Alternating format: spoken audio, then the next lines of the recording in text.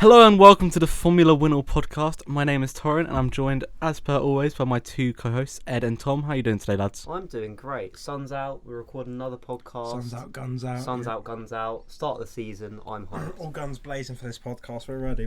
Yeah, and it is indeed race week, finally, after a very long... It's been one of the shorter off-seasons, but it's felt long. I guess that's because we can't all, enjoy the winter because of, COVID and that. Cold. So really, what we're going to do is, in the first sort of section of this podcast as such, go through the news, what's new in the world, then we'll go through the analysis of what we think is going to happen in the upcoming race weekend, and then finally our predictions, as we always do.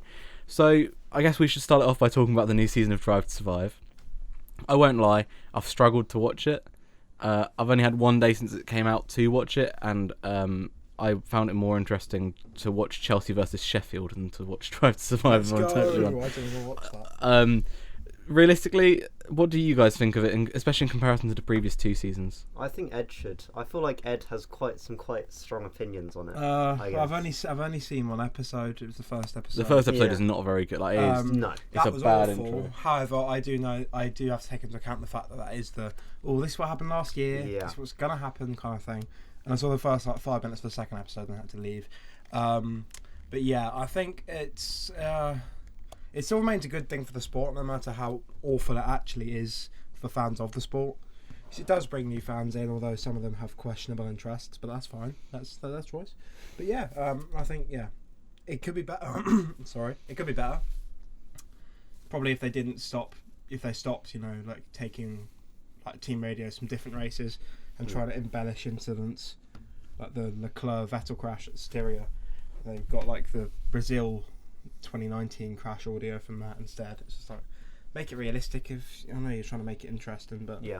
And didn't George Russell also not appear on it at all? Apparently, no, there was not much Williams. Yeah. There was a bit of Claire. In the first, there's a clip of Claire talking about Monza weekend, but it's not at all covered that they were selling the team and that was their last weekend. Yeah. There's also, in the very first episode, they do an onboard bit with Lando, and throughout the lap, his helmet changes from being blue and black. Testing to race, I'd assume. Yeah, well, It was Austria, so it would have been. So it was Barcelona, of course it was. So it was pre-season testing, and then when they actually went to Barcelona, it's all a bit odd. I do feel like a better version of Drive to Survive would be, instead of half-hour episodes, they're 1 hour and they cover multiple storylines. Because I've watched Monza like 3 times now. Yeah. Well, you will end up watching. I haven't watched that many episodes, but I know they revisit it because they do the Ferrari at Monza and they do Gasly at Monza, and it's just like this. Well, it was like the calendar according to Drive to Survive. Four Austrias, 3. Yeah. I mean, I think in all fairness, I think this season was probably it's hard because it was it's probably one of the most eventful seasons we've had in quite a few years. And then they left out the most eventful race. Yeah, but then there's also still a pandemic going on, so it's hard. I think the word to describe it really this year was underwhelming. Like it was okay. It gives us something to watch. I haven't watched all of them. I'm up to episode 9, which is the one that they focus on Grosjean, which I'm still I'm not really that they're dedicating a 50-minute episode, which I think is the longest one. To obviously they cover multiple storylines, so it's at the I'm pretty sure it might be at the Sakir race or Bahrain. I think I've got a feeling that it's Sakir because they cover it when sort of Perez gets his win. Yeah, so it would have been. They were back to back, weren't they? They were 2 weeks. They were back to back weeks, but the Sakir one was the interesting one because it had all the driver changes. Yeah, and it didn't seem to get very much coverage from what I've heard. No, but yeah, I think it's good in the fact that it broadens the viewership of the sport. It brings people in, as Ez said, sometimes for not necessarily the right reasons. But I still think it's good that we can have something like that really shows off the sport and dramatises it. But there's got to be a limit to that. One of the things that I didn't like was where they sort of made up this sort of rivalry with Sainz and Norris last year, which as far as I'm aware wasn't really even there. Because they try and make it out seem like they kind of hate each other, but they joke on the surface, and it's like, no, they're mates. Yeah. We've seen the puppet show. Yeah, exactly. And exactly. I mean, there's also the fact that only Netflix could totally miss the fact that the most successful driver in the history of that sport got COVID. Like, how do they miss that out? And they didn't address, as far as I'm aware. I mean, I'm only on episode 9, so I don't know what happens on episode 10. But they haven't addressed anything about Lewis winning his 7th title. Yeah, Turkey is ignored. It's completely gone, which is one of the most, I would say, if you're going to pick the 2 most eventful races of the season, I think it's probably got to be Turkey and probably Sakir. And Sakir, yeah. So. Unless you're going to count like San Marino, because there's a bit of action at San Marino. There was. So yeah, I guess unless you've got anything more to say about Drive to Survive, Ed, we'll move on to talking about the next sort of few pieces. I was going to say they also release it quite late. Yeah, that's true. A week before. They release it a week before F1 starts. Release it in like start of January when there's actually nothing going on, nothing happening. Yeah, and then testing happens in February, and then racing happens in March. That'd be ideal. Yeah. So Bahrain's the season opener this season. It has been before, hasn't it? In the past. In 2010, yeah. I believe was when I had the- the Wasn't it in? endurance Was it circuit. never in? Was it never? In like. I always feel like it was at some point. It was 2010, of course it was. Yeah, because 2011 they cancelled it because Bahrain was going pew pew. Yeah. Nice. Nice. Yeah. For lack of a better word, pew pew. Civil War. Okay. There we go. So Ferrari have the most wins at the track, as has been noted here. Hamilton, yeah, because Lewis has won. Is it the last 3 years in a row now, or 2 years? I think so, because he won when Leclerc was going to win it and Yeah, then had 2 the years, problem. And then Vettel won the 2 years before Hamilton. Yeah. I don't think either of them are going. Oh no, I think Lewis might win it. Vettel probably won't win it, but it'd be cool if he did. It would be cool. It would be really good. It should suit the Mercedes powered cars. It should be. I mean, Honda are saying they've got that sort of power now. Could Red Bull really have a chance of winning the first race of the season? I think they do. I think actually this might be the best chance they've had since the hybrid era to win a championship and win the first race.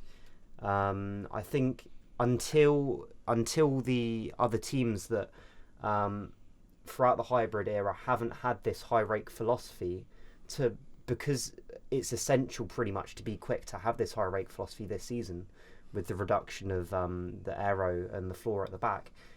AlphaTauri and Red Bull have a massive advantage in these first few rounds where other teams like Aston Martin, Mercedes are learning and are going to be building these high rake cars, or at least getting used to them and developing their own flaws.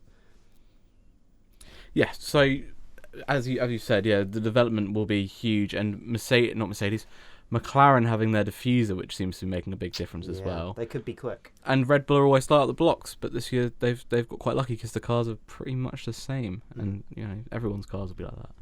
So that pretty much rounds that up, I guess, the discussion of engines and. Yeah, because no one really knows at the end of the No, day. yeah. It's kind of a It's not shot like in the dark. Yeah, when we get to discussing whatever the second race of the season is, we can then be like, oh well, we've got an idea. But even then, we won't have much of an idea. We've thought about 3 races then probably. There has been some news today. We're quite lucky that we recorded a few hours later than we were expecting. Yeah. They announced that Extreme E, which is the new off-road electric racing, will be shown on ITV. Which means it joins the likes of British touring cars and a lot of the motorbike racing as part of ITV's package, which is really cool. And some news about We Race has won a new partnership with, I think it's World Global Citizen. Yeah, I think it was something about being carbon neutral. I did read through it. So World Global, I believe it's World Global. Let me just double check this before I. There's no signal in here, but we will VAR check. Whilst you're checking that, I'll sort of I think the Extreme, I think it's good. I think it needs to be free to watch for it to really gain traction in this country. I think I like the approach they've had where they're going for a bit of a different sort of not having countries host a race. It's more of like a season, isn't it, or a condition. But yeah, I mean, I think what I would add about having Bahrain as the opener is that it will be, by the time we get to the second race, I think we will have a better, although it will still be limited, I think we'll have a better idea of who's where as opposed to if we had Australia as the first Grand Prix.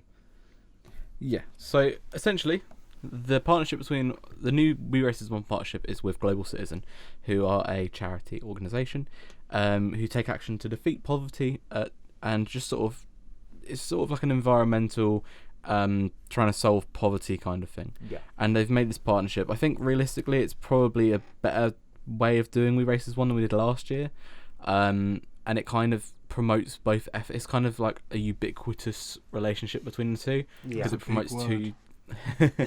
I learned that word in first year of BBC media, not BBC, A-level media. I don't know, I was thinking BBC. Because I've been talking about ITV, so like my brain immediately. Anyway, I learned that. Yeah. So either way, it's a big partnership.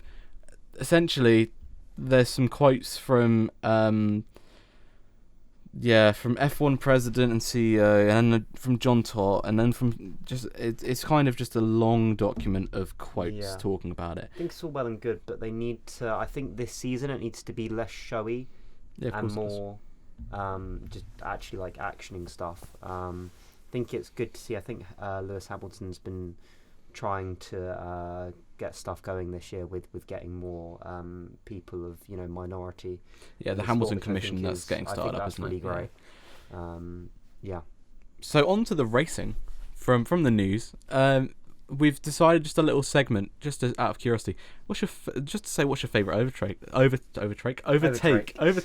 the Bahrain circuit, not the Sakhir circuit? Yeah. We all have that favourite. It's George Russell doing the Formula 2 line on Bottas. It's got to be. But Ed, you haven't spoken much. Maybe not. Ed, what's your favourite? I need a minute to think. Okay, Tom. I'll go for one that I think you may pick. So I'm going to nab it before you get the chance. It was a move by Daniel Ricciardo on, I believe it was Pierre Gasly, into the hairpin right-hander. I'm not sure what corner number it is. It's the slow right-hander, just coming out of Sector 1. And he sort of faked it and did a lovely move, like dive bomb, on the inside, which was a really, really nice move. I think my one's got to be Hamilton's triple overtake from 2018. Yes, yeah. Because him and Verstappen collided early on in that race, I believe it was. Yeah. And then he dropped right the way back, and he did a triple overtake on, I believe it was like Hulk. I think it was one of the Renaults, one of the Force Indias, and it might have been a Haas or a McLaren. But yeah, he did like a triple. At the time, everyone was like, "Oh, it's just because the Mercedes is that much better," and it's like, "Well, yeah, but he still overtook 3 people in a very tight braking zone." Yeah. Yeah.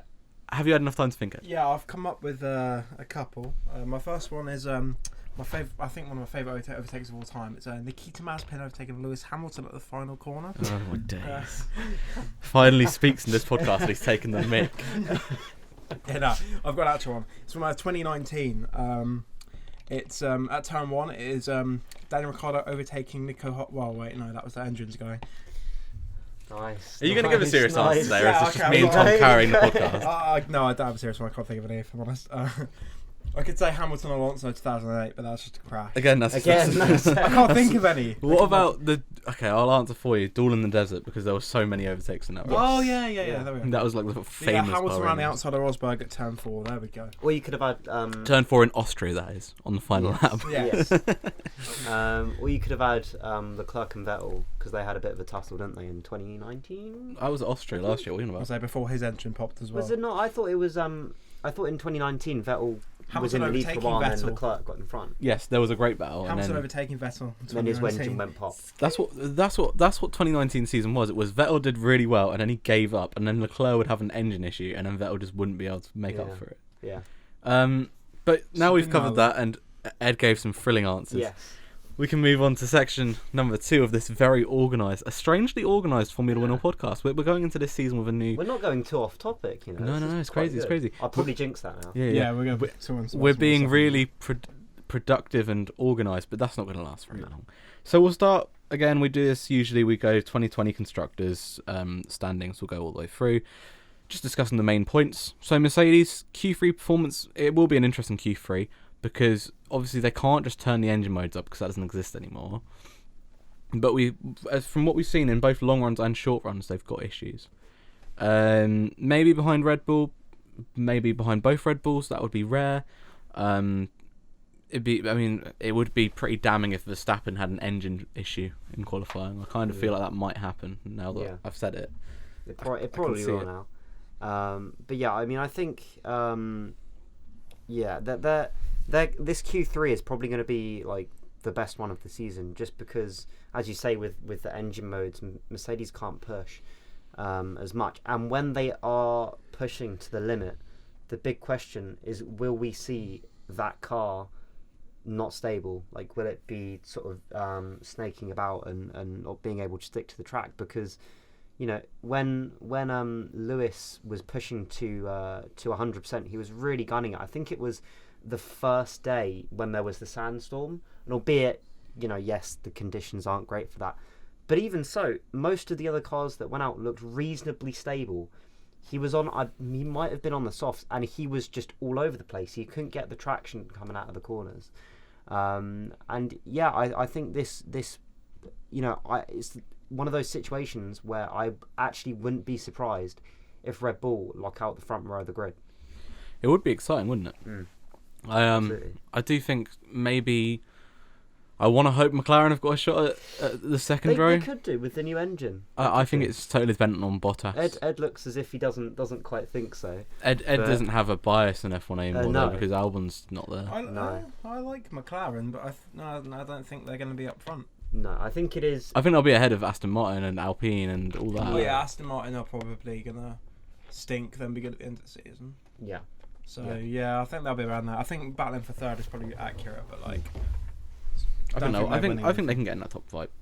I think there's any time in the season it'll be in the first 3 races. Yeah. And I think I think Ricciardo will finish 4th in the standings. I think he'll pit Perez. I think it'll be Hamilton, Verstappen, Bottas, Ricciardo, Perez. I think it all depends, because it's a 23 race season. We mustn't forget. So we hope it's a 23 race season. Fingers crossed, it's a 23 race season, and so I don't know. I think I struggle to see. I struggle to see Ricciardo being able to get ahead of Perez. Obviously, I'm not complaining if it does happen, but it will be a tough ask. I guess, I mean, we've kind of already touched a bit on Red Bull. They do look the strongest team from testing. Checo, as opposed to Alex, like he looks like he suits the car. The car looks a lot more planted, and it looks like it's been, obviously, I would assume, built to max, but it still suits both drivers, and they're able to be reasonably stable with it. Perez said he felt really comfortable in the car. Yeah. And it was really planted, because we know that the Racing Point had a similar issue last year, that it wasn't very planted. And both drivers, I think, did Stroll get a puncture at, was it Mugello? Yeah. When he had that massive crash. Yeah. That was puncture. No, it was Portimao. Must have been Portimao. No, it was Mugello. It was that fast right-hander. Of course it's Mugello. Oh, yeah, that's right. It's a weird season. Because Mugello and Portimao have kind of similar, like, straights. Not straights, that sounds really stupid, but I mean, like, last corner into the straight. Of course they have similar straights. Anyway. It's a long corner. So Red Bull, as we've said, they've got a really strong driver lineup this year. They do. Lots of people are putting them down for possible constructors run. Not so many people saying about drivers' championship, but constructors. I think this may be. I don't know what you guys think about this, but I actually think they've got a better chance to win drivers than they do constructors. I think they've got a better. I think the idea of the constructors odds being better is because they've got a better driver pairing. And they know that Lewis isn't the sort of driver to risk race wins to win a constructors battle. Yeah. He's not the sort of driver who'll go, right, so we want to win both championships. I'll give up the win here and give it to Valtteri, and I'll overextend my pit stop to hold up Max or Perez. Yeah. He won't do that. He'll just race off into the distance, and Bottas will come 4th. Yeah. If Bottas was in those shoes, he'd be forced to do it. I guess that's a good point, yeah. So I think for that reason, it's more like... Of course, your reasons are very valid as well, because in order to win a Constructors' Championship, you've got to consistently split the 2 cars ahead. Yeah. You've got to finish 2nd and 3rd every race. That's my only problem. I think towards possibly the mid to end of the season, Mercedes, obviously they've been so strong and so dominant in this hybrid era. My worry is that they will just edge ahead of Red Bull. And I think... Max is somehow just able to drag that car above its average performance that it should be, performing at. Which is why I think, I think it's really cool that we're able to get, I guess you could say, 2 generational talents. I don't want to big it up too much, but it's, to be able to watch a 7-time world champion with, we could say the sort of, for his age group, I don't think there's anyone else that has been able to perform at his level. I'd say Leclerc. Leclerc, possibly. I wish that Ferrari had a stronger car this year so that we could see Leclerc, Verstappen and Hamilton battle. That would be cool. I think we could see in the first title battle since 2016 this year, because I don't count the Vettel battles because they ended after Spa and Monza. I think if it's a title battle, it's got to go fully to the end. Otherwise, it's just a title challenge. Yeah, for sure. Kind of like Man City, who are now 20 points ahead of each other. Everyone Chelsea's walks March. challenge. Let's go. What? Tuchel ball remains supreme. But anyway, moving on to McLaren on a positive note. Possibly the third fastest team, and the Mercedes engine could be a huge help. They've spent their development tokens on fitting that Mercedes engine in the best way possible, which is the sensible thing to do, and that diffuser, which no one really knows anything about. And no one else has really developed, so that could be a big advantage. I don't see it being we get to the first race and it's a Brawn GP scenario and they wipe the floor with everyone. I love how we all use the term Brawn GP scenario. I love how Brawn GP scenario is such like a popular term now. We should start. We all wish there'll be a Formula WINOL podcast bingo for what we're gonna say. Yeah, that'd be rigged though. Norris slander, Ricardo. Yes.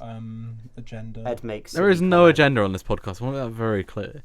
Me and Tom is sat here. Agenda. Tom is sat here in a Daniel Ricciardo top. I mean positive agenda, not negative. We are very, very much an unbiased podcast. As the journalists that we are. Yes. With me in a Red Bull cap, yeah. I guess maybe I'm the only non-biased one here. Yeah, exactly. I'm not wearing any F1 at all. There we go. I'm completely unbiased. He's wearing no F1 merch. But yeah, I think this probably will be the best chance they've had. They will have in the season, I should say, to get like a comfortable P5 and 6 if we're just going off if the race isn't crazy and it's a boring race. I mean, I guess we've kind of talked about what we think will be the top three teams quite a lot. Yeah, so we'll move on to the midfield, I suppose. Yeah, the best livery on the grid, Aston Martin. It'll be a big race for them. Of course, their test was pretty hopeless, unfortunately. Yeah. What do you think? I think it's probably the team that we've got the least idea about where their true pace is and where they're really going to be. How is Vettel going to cope after being in a car for a few years where he just wasn't able to complete a full season with consistent finishes and a lot of driver mistakes? Can he get back to his best? Yeah, they had a problematic test. I think to be fair to them, a lot of the problems were with the power unit and the Mercedes engine, so it wasn't necessarily their fault. But yeah, I think if I had to make a prediction, I think they'll probably be behind McLaren, but I think they'll be at the head of that midfield. What do you guys think? I think that realistically, if they can finish, both cars on the points at the first race, it'll be a big win. Like even if it's like 9th and 10th or 7th and 9th, any points at all at this race, I think will be good for them. I think their goal for the season is to be ahead of Alpine. Alpine, who have gone through a rebrand and a rebuild, kind of. Their design philosophy is still the same. Aston Martin's car isn't much different from last year's racing point. I mean, Alpine's is kind of different as well when you think about the side pods. Yeah, and the intake's gotten a bit different as well. Very chunky. Chunky boy. It's a chunky boy. That is right. So they've kind of they're both thick two Alpine teams that yes, it is a thick Alpine. They're two teams that have both rebranded. They've both adopted different philosophies this year. So I think Alpine is a good target. We might as well move it on to Alpine. That's a good smooth transition. I do think Alpine have the most fascinating driver lineup in that one of their careers will be over after this season. Yeah. If Alonso walks in and wipes the floor with Ocon, young driver young driver. The battle of the young drivers. Yes. Yeah, the 22-year-old versus the 39. 27 now, by now, surely. Huh? Ocon's like 27. He's by not now. 27. He'll be 22. I feel like he's probably older than you think, but I don't think he's 27. I think he's I that reckon he's young. like 25, 24. Yeah. I reckon he's probably 25. I'm gonna We're guess. trying to type VAR with check. We are Ocon checking this. F1. VAR checking. 24. Oh, he's 24. Okay, I wasn't too far off. I was only a year off. You said 24. But yeah, I think with... To put that in perspective, when you started year 7 at school, he would have been in year 11. Really? No, me. That's me, because I'm a year older than We'd you have lot. been year 6. Yeah, you'd have been year 6. Dweebs. Let's go. We're young. Let's go. How youthful of you. Yeah, I know. Yeah, so essentially they're an interesting driving lineup because Alonso's had 2 years out of this. Was it 2 years or 1 year? 2 years. Was he in 2018? He retired 2018. So 2019, 2020. Years, 2 years out of sport, a cycling injury before the season's even started. If he walks in and just dominates that team, why should they keep Ocon for another season? Yeah. When you think they have, is it Lundgaard and Zhou. Lundgaard and Zhou will be the first one because Um, Lundgaard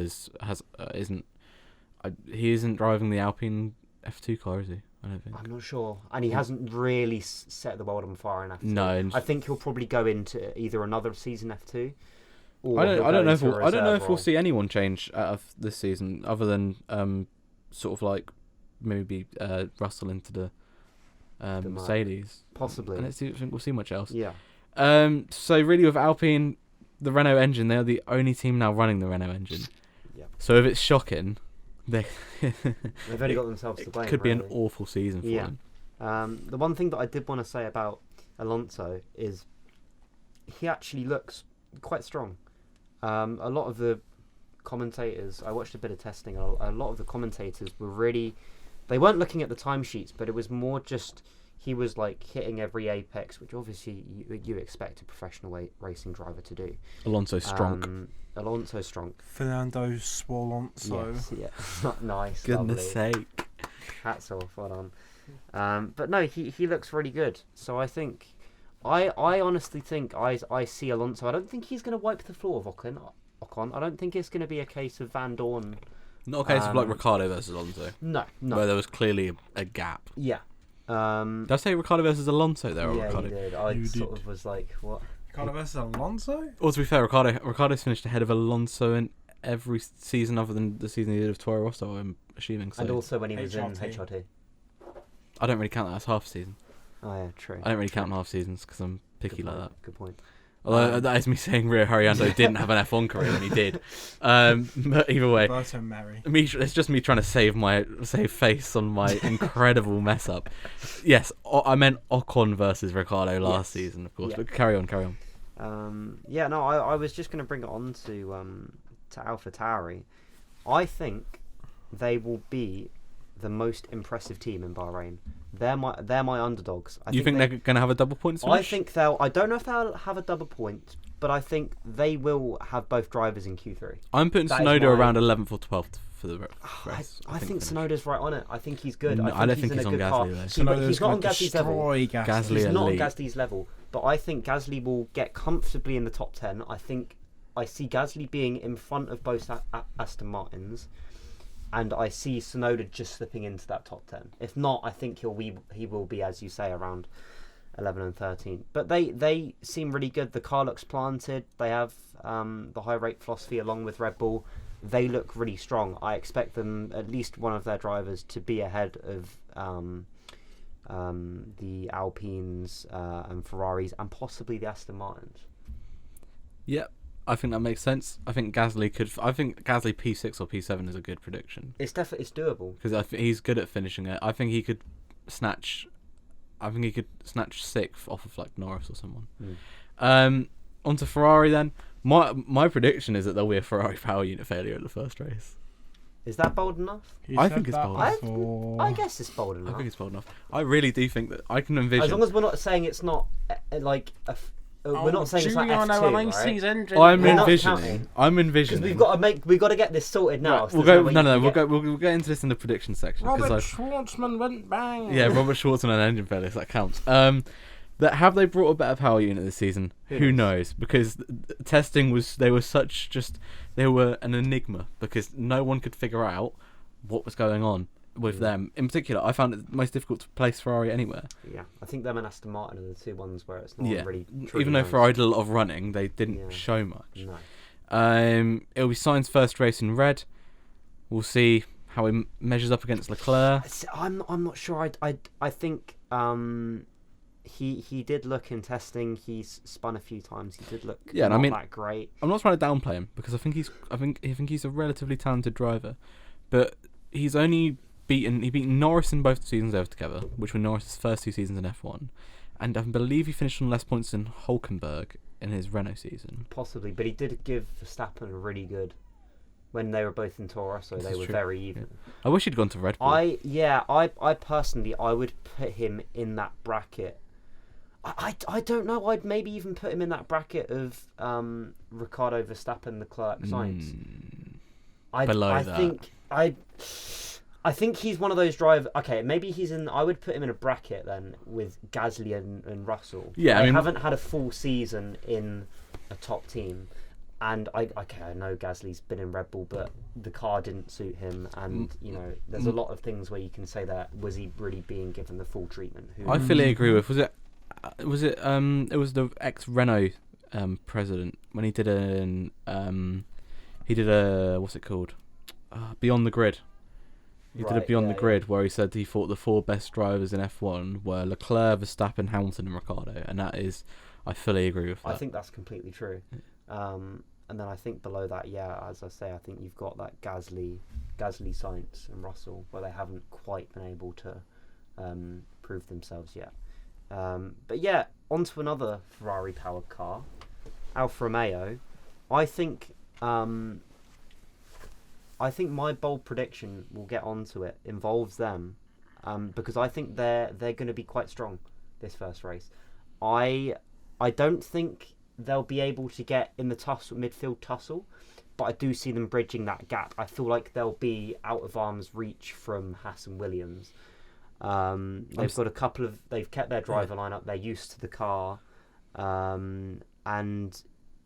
the main thing is their season is very dependent on how good that Ferrari power unit is. I am at a point where I want to forget Alfa Romeo even in the championship this season because neither of the drivers should be in the team. I am fully of the opinion that it should be Eilert and Schumacher in that team. I do agree. It's seething. Ed's got his mouth wide open. The Giovinazzi stand in the corner. Yeah. I think I agree in terms of I think Raikkonen is kind of like when he had that 2018 in Ferrari. He's kind of like he's not really. I'd be quite happy if he retired in 2020. Actually, I kind of wanted him to do the 2 seasons at Sauber or Alfa Romeo as it became. Yeah. But the 3rd season, really? Yeah, I think there's, as you say, there are a couple of better drivers. Maybe Schwartzman. I think if he's got a chance to win, Schwartzman and Eilert would be in an elite lineup next season. It would, but I feel like Schwartzman would feel much more confident going into F1 if this season he's able to win the championship. I think he wins the championship. I think he does, which is why I think that's the only reason I suggested it. Yeah. I don't think anyone should get a drive from F2 unless they came 1st or 2nd in the championship the year before. Yeah. Which is why it baffles me that. And it suits the Mazepin agenda, so. Yeah. I don't really have that. We're joking. We are joking. No, I know. I know. We're a very unbiased podcast. No there is no agendas on this podcast. So as you said, Alfa Romeo, they again, it's such a mixed up midfield. It could be really exciting if we were to just say, right, Mercedes and Red Bull, you get the top 4 places. Now everyone else race. Yeah. Just make them sit in the pits for the weekend. Yeah. Moving on then to Haas, a controversial team. Because I don't know if the livery is still under investigation. I'm not sure. I haven't really heard anything else. Be really interesting if they showed up. Be really interesting if they showed up to Bahrain and then they found it was concluded and they said they couldn't run the livery anymore and they just had to decide which colour to remove. Well, they just do the green and they put the green in, don't they? Castrol livery. I don't think they're going to take green stickers with them to Bahrain just in case. I guess so. I think they just tear off the blue. Yeah. Because but grey and red or black and red.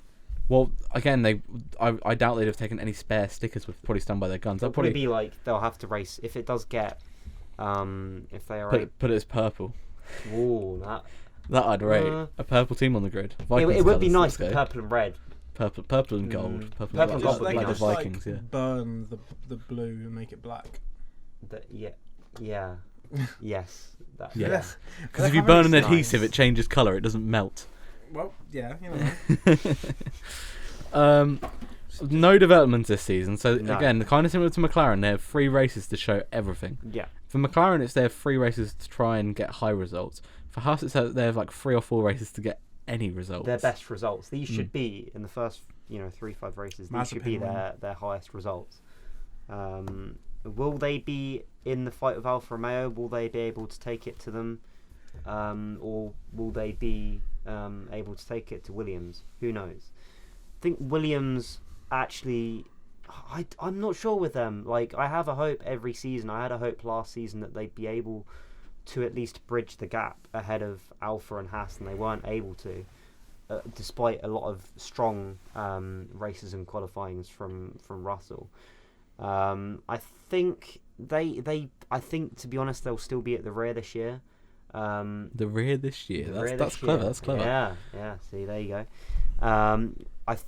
They've got to finish in front of Haas. Realistically, You'd 2 hope, rookies in wouldn't the you? team, and they're not developing. If they don't finish ahead of Haas this year, dusted. They're finished. In the mud. Mud. They are, as Ed would say, mudded. The funny thing is about Drive to Survive is that in the first episode they show like a brief glimpse of Williams, and it reminded me that Williams almost ran that really cool livery when they had Rocket as a sponsorship. The Colgate livery.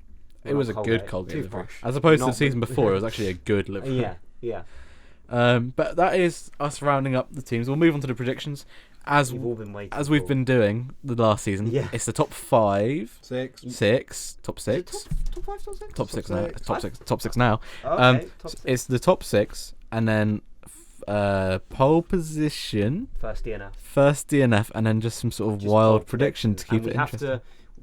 The 2 people. It has to be a majority, because I tried a couple times last season to get away with silly, not bold enough prediction. Finish the race. I think I did say that at one of them, didn't I? I think I said that the race after he had COVID. I said for Abu Dhabi he'd finish the race. Hamilton will sneeze in the car. That was elite behaviour.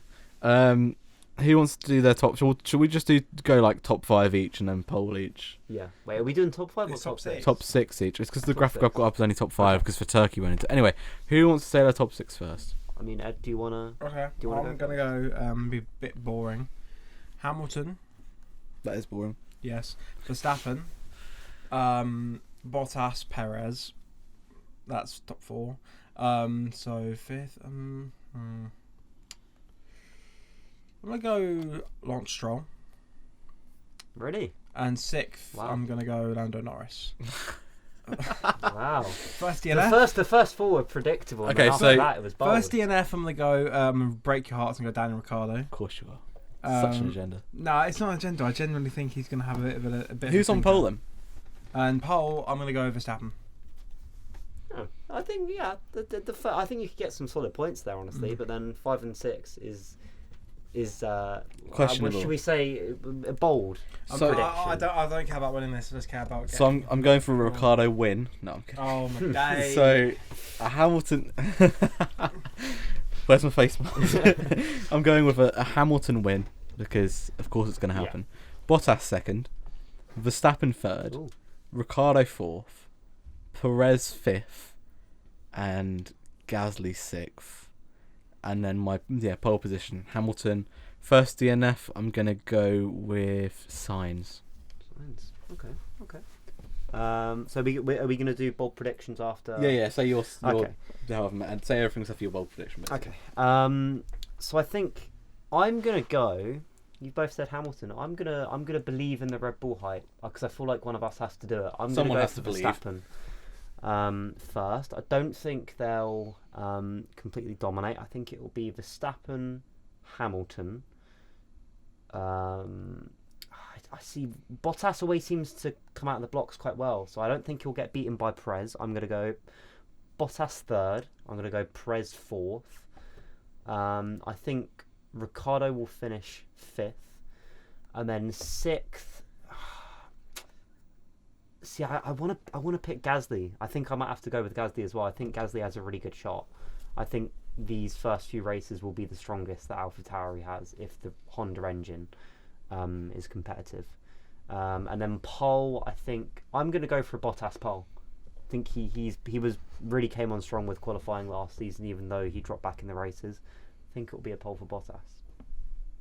All right, so we'll do the same order again for the prediction, just because it makes sense. Ed, what is your bold prediction for the Bahrain Grand Prix? So it's going to link into my first DNF with Ricardo. I reckon he is going to. Do you remember Australia 2019? Oh, you're the worst kind of human being. I think. I hope both sides of your pillow are hot. Similar. I have 2 pillows. I think similar. I hope Porto beat you in the Champions League final. Porto beat us. That doesn't make any sense if we have them in the quarters, but fine. Oh, do you? How do you think? How are they going to beat us in the final if we have them in the? I didn't realise you had them in the quarters. Anyway, that's totally off topic. Okay. I just dislike Chelsea. Go ahead. I reckon. So yeah, I think Ricardo is going to have an incident where he's going to try and go a bit too wide on that Astro, and then just deck it. The Astro. Yeah, because like if you go to the right, there's extra pavement, and the pit exit, and then there's Astro. Wait, but Bahrain has Astro, not grass, so it wouldn't take his front wing off. But he'll go slip. Because what you think he's gonna go onto the Astro and go into the wall? Is he gonna do a Maldonado and if he's going to go wide and drop it in some way? If this happens, I'll bring you a crate of Monster on Monday. Yeah. Can it be Lewis Hamilton one? No, it's gonna be the Valtteri Bottas Monster. Yes. Yeah, they do Lewis Hamilton Monster. Yeah, but do they do like a crate of them? Probably on Amazon. Oh no, I'll bring in Rich Energy for everyone on Monday. Oh yeah, let's go. Yes, lovely. I'll go next to the bold prediction because I just realised I'd forgotten to do my DNF. Oh, okay. For my ones. So I'm gonna go. Let's have a think. Can't pick any of the top 2 teams. What we think of the top 2 teams.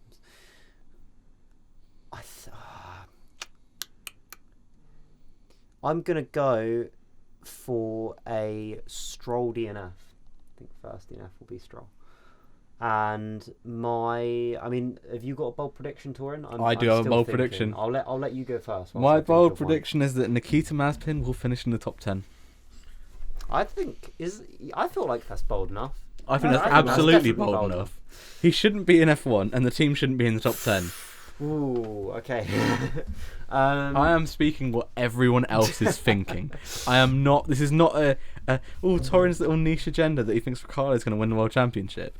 I put a $5 on Vettel winning the world championship last season. Yikes! Jesus. Ill-advised. The less about that, the better. Well. $5 you'll never see again. Yeah, and the £10 on Verstappen as well. But nevertheless, I do really think that there is a chance that he might. Just because I think it would set Twitter on fire. Yeah, it would be. In my little sadistic back of my mind, I like seeing F1 Twitter on fire. It would be quite funny. It entertains F1 Twitter me. on fire is funny. Yeah, it is really funny. I'm usually at the centre of it. I think for me, I'm in 2 minds. I want to go for either someone gets flipped into turn 1 Maldonado style. I think I did that for last Bahrain's Grand Prix. Because that happened to Lance Stroll, but it wasn't at the right corner. Yeah, that was it. Corner. That's right, because I tried to... You tried to argue it and you didn't like turn 4. Yeah. Either that, or I want to go similar to Torin's, and I reckon Schumacher and Mazepin will have a crash. I don't think... Oh, right, okay, never mind. I'm trying to pick... See, yeah, I'm gonna stick with the Schumacher and Mazepin. I think Twitter will be set on fire, but not for Torin's reason. I think Schumacher and Mazepin will have a crash, whether it's at the start, whether it's midway through the race, and it will set Twitter on fire. Do you think it's going to be like a crash, like just sort of totally by accident, or do you think it's going to be a crash like when Nikita Mazepin crashed into literally everyone in that one F2 race? I think that's bold enough. I don't think I have... No, I'm just curious as to whether you think it's going to be like a defensive move or just like a... I think... Now, if I get this right, can I get an extra, half point for If you can describe the exact crash right now, to the point where it would explain it to someone who doesn't watch the race, I will give you 2 points. 2 points, okay. So I'm going to go for... But isn't 2 points bold prediction anyway? Yeah. So you get... Okay, you can have 4 points. Oh, okay. Damn. But I can still get 2 points even if it doesn't happen exactly as I describe it, as if they crash into each other, yeah. Right. Okay. So I'm gonna go for Mazepin. He goes for a extreme defensive move like he did in the F2 race, and put Schumacher in the wall. In the wall. I think in the wall, or Schumacher like rides the back of him. I think you've shot yourself in the foot here, because you literally could have said just force him off the road, but I'm going to hold you to the wall or up the back of his rear wing for 4 points. If you get that for 4 points, the season's over then. Lewis. Huh? 2008, the Lewis Hamilton one. Yeah. It's basically that on the front straight, or he gets put in the wall. You think it's going to be on the home straight? I think it'll be on the home straight. Wow, okay. If this happens, then you definitely deserve 4 points, because that would be like creepy. Yeah. But yeah, Mazepin listens to Formula 1. Yeah, he's done it on purpose. The Tom agenda. All right, rub my hands together. Tom, Ed, did you say a prediction yet? I think I said. What did I say? Can't remember what it was now. That's cool. Oh, you said Ricciardo was going to do in Australia. I blanked it out because of PTSD. Yeah, I blanked it out because of how unlikely dead, really. I remember waking up that morning after the race had happened and just scrolling through the race results and being like, what happened on lap 1? It was the only lap 1 DNF. No Australian driver that ever goes well at Australia, though. This is a well-documented fact. Got a pole in 2014. And he got a podium until it got disqualified. Yeah, because no Australian drivers ever finished on the podium at the home race. Could change this year. It will change this year, because Ricciardo's going to win it. Mark Webber did, because they let him up on the podium when he finished 5th, but It doesn't count. He was on the podium. So was Ricciardo. True. By that same logic, McLaren got a double podium at Brazil 2016 when Button and Alonso went and stood on the podium during free practice. And Sainz stood on the podium when he got awarded it after Hamilton was. That technically was a podium though, because that's the same as when Ricciardo got the podium in Mexico after Vettel got his penalty. I guess so, yeah. But yeah, now we're getting so caught up in just podium drama. This is where the point where we go off topic. Well, we are at the end of the podcast. I feel like this might be a good place to end it. Has anyone else got anything else to add before we end this Bahrain Grand Prix preview podcast? No, Tom takes too long to shower. Yes, Tom does take too long to shower. I have a 2-hour commute to get here, and I got to the newsroom before everyone. I was ready 40 minutes before then. So thank you for listening to the Formula WINOL podcast this week.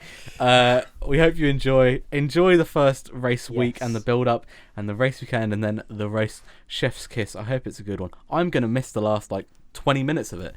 But I hope that it's a good one for our sake, so we have something to talk about next Monday. Yes. I'm sure Ed will be in a better mood next Monday because I promised him breakfast. Let's go. Wacky. Also, he doesn't seem to realise that next Monday is April Fool's.